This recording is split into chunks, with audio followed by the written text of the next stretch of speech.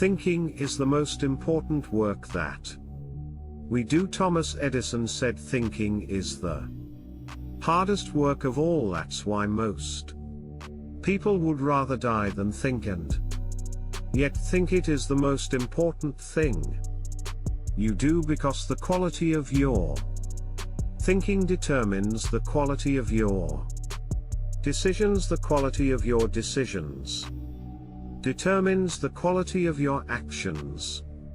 The quality of your actions determines the quality of your results, and of course your results determine the quality of your life in business. The bottom line of everything is results, and the question is, does it work, and does it work, and how well does it work, and how well does it work in comparison with other things? So in business you have one central focus and one question: does it work, and how well does it work? We say, when we talk about business, how much in, how much, how fast, how sure. Those are the four questions that you always ask. And so thinking has the most important results because of one word, and it's one of my favorite words in time management. It's the word consequences, and consequence is a great word because something is important to the degree to which it has potentially serious consequences. Something is unimportant to the degree to which it has low or no consequences. Now you can always tell important people, because what do important people work on? Things that have potentially important consequences.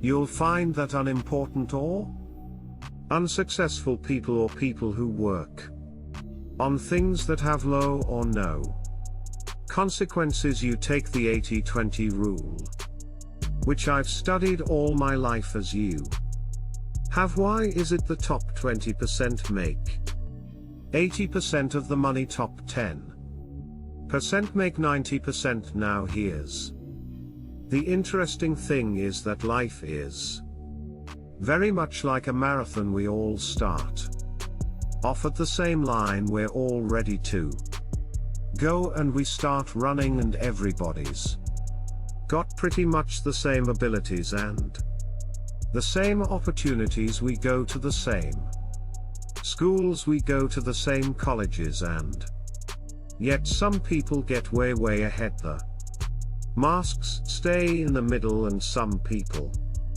fall so far behind they think they're first. And so why is this? And well, this has been studied for year after year, and we find this one single difference: just the way you think. And what we have found, the series of articles in Incorporated magazine, they were interviewing people who'd become fabulously successful, rags to riches stories. Every one of them said, the only reason I succeeded is because I developed the habit of always looking for the opportunity, always looking for something good or positive in what I was doing. Whereas other people that have and they go home and drink and watch television, so on. But successful people always looking for the opportunity, they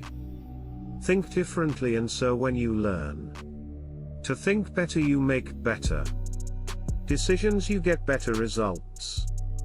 Interesting question, by the way, which comes first, the lottery motion? Well, the answer is thought comes first, because according to the University of Pennsylvania, the way you translate something determines how you feel about it. If you translate an event as being a positive event, you know some people can be going out with a complete jerk, and the jerk breaks up with them and stomps out, and they can say, wow, fabulous, saves me all the problem. But doing it The other person can be decimated and depressed, and everything else same event.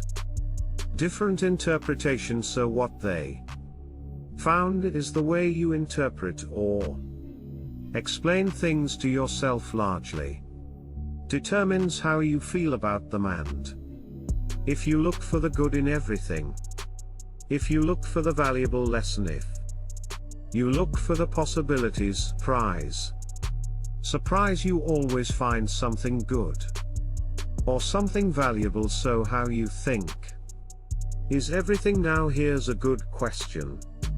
What is the role of words in human life? To communicate, and that was my answer. I was psychologists asked me this question.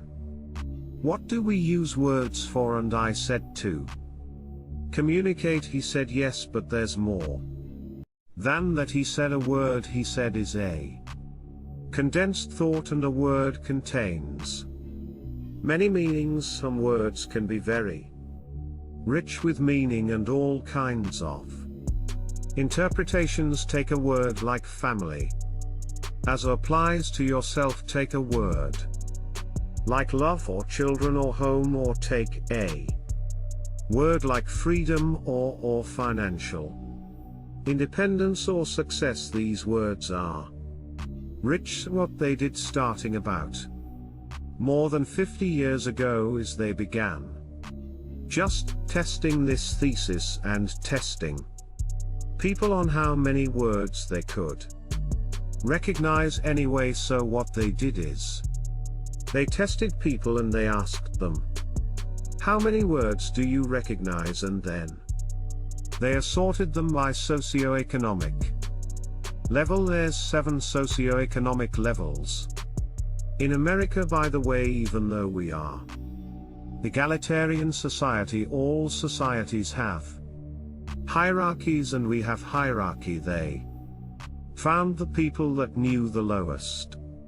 number of words were inner city dwellers, and they had an average vocabulary 400 words.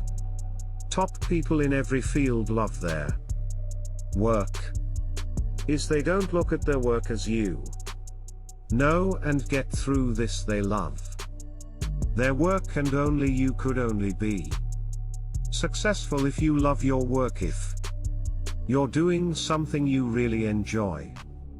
Now there will be mornings when you will get up, and so what they say is, I love my works, but you can get yourself cranked by talking to yourself in a positive way. Remember, 95% of your emotions are determined by how you talk to yourself.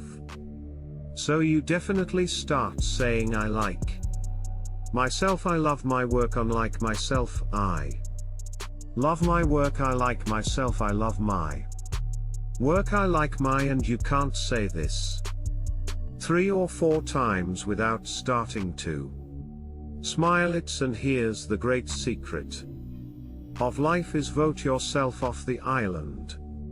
No more excuses, get off the island. No more someday I'll try this, and someday I'll do that, and someday I'll give it a try. You know what the words I'll try mean? The words author I mean I'm going to fail in advance. I'm telling you I'm going to fail, so that an excuse for failure in advance. So don't ever say you'll try, either do it or don't do it. Get in or get out. Vote yourself off the island, make a decision. And what we found is the direct relationship between how fast you take action on an idea and how likely it is you'll ever take action on any ideas.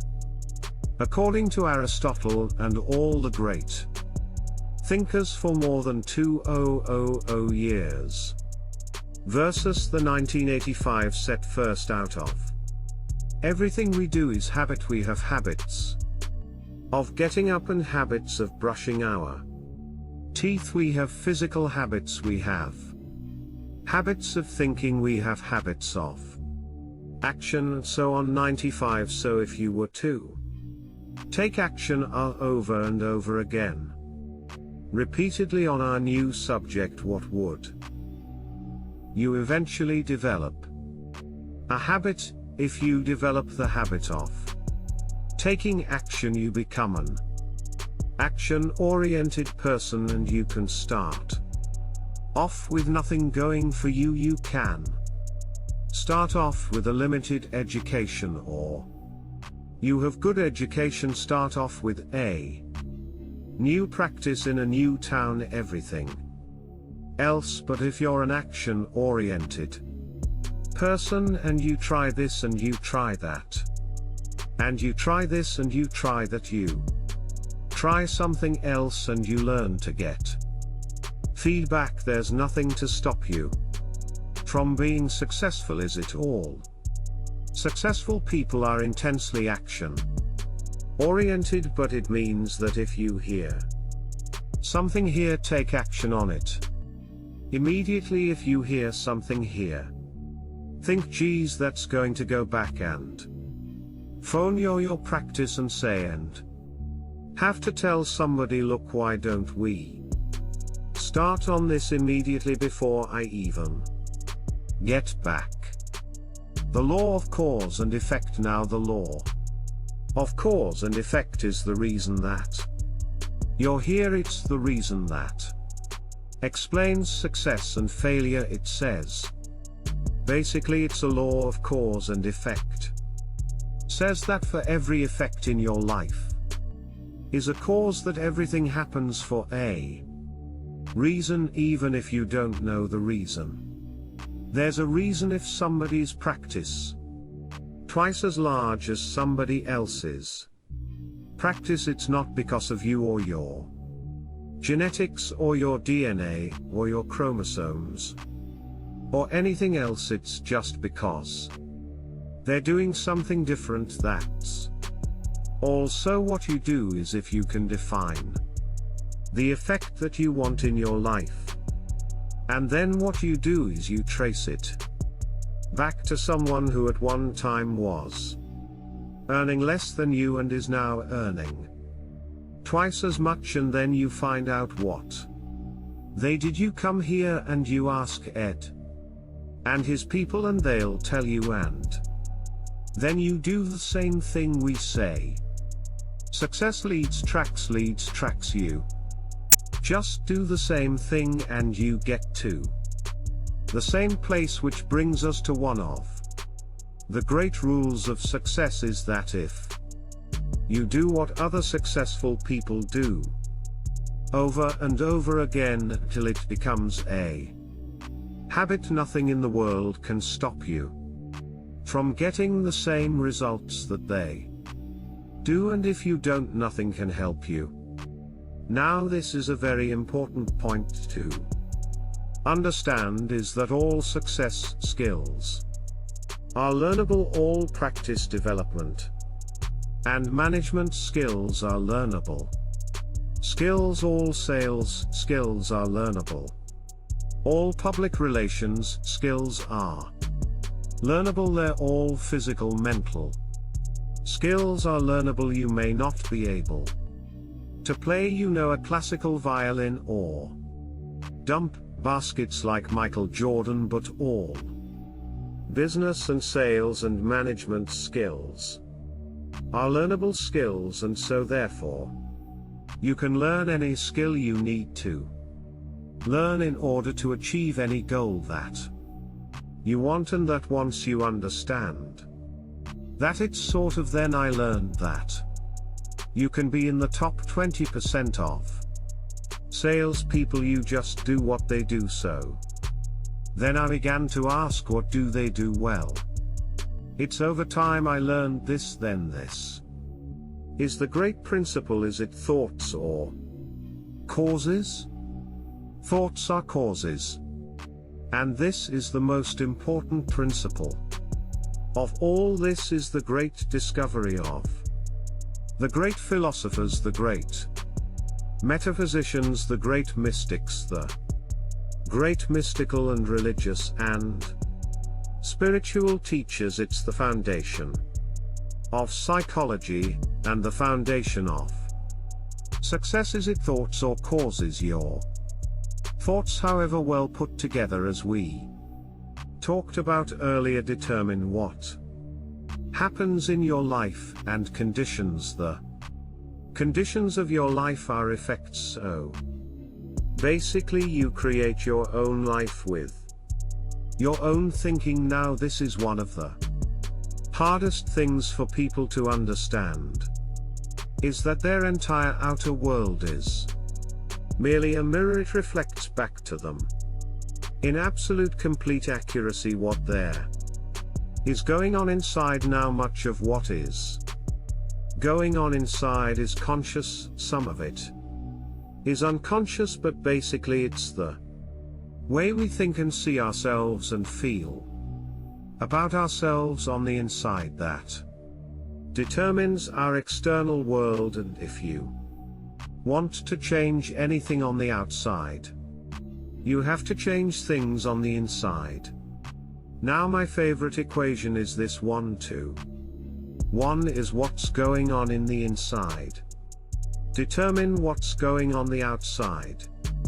Now imagine a person looks in the mirror, and they don't like the way their makeup is put on, or they don't like the look of their face, and they don't like they start to pound the mirror. They won't get a hammer. I gotta pound this mirror. You'd say you must be crazy. The mirror is neutral. The mirror just reflects back to you what you're presenting to it. So if you want to change what was being reflected back, you have to change what you present to the mirror. Once you understand that, by the way, you move into the top 10 or 20% of thinkers in the world. The most important quality for leadership is responsibility, is to accept responsibility, and say I am where